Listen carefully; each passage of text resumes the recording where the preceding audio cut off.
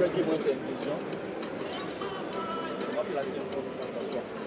Ces assises nationales dénommées Journée de vérité et de pardon visent à permettre aux Guinéens de se mettre ensemble, de dialoguer pour aplanir les divergences. Elles se tiendront simultanément dans tout le pays et dans les ambassades guinéennes à l'étranger.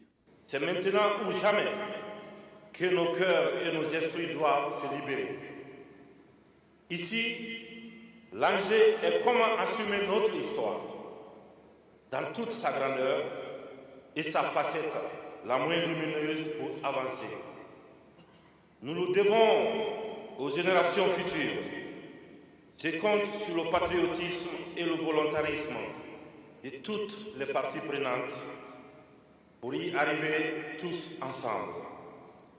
Les assises nationales sont au-dessus de toutes les considérations politiques, ethniques, religieuses de notre nation.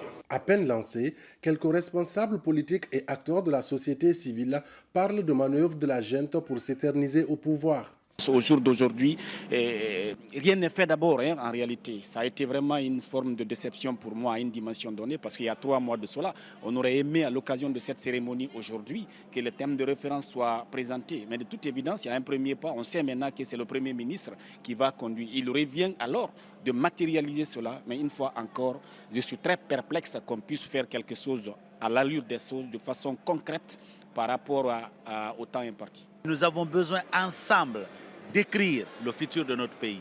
Voilà la raison pour laquelle la CPR et mon parti en particulier, nous avons décidé d'être là.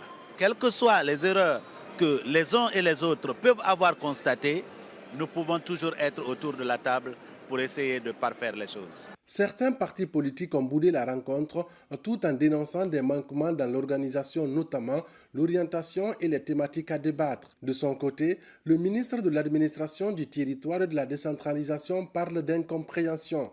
Mori Kondé est convaincu que ceux qui ont boudé cette rencontre finiront par se joindre à cette cause qu'il qualifie de noble.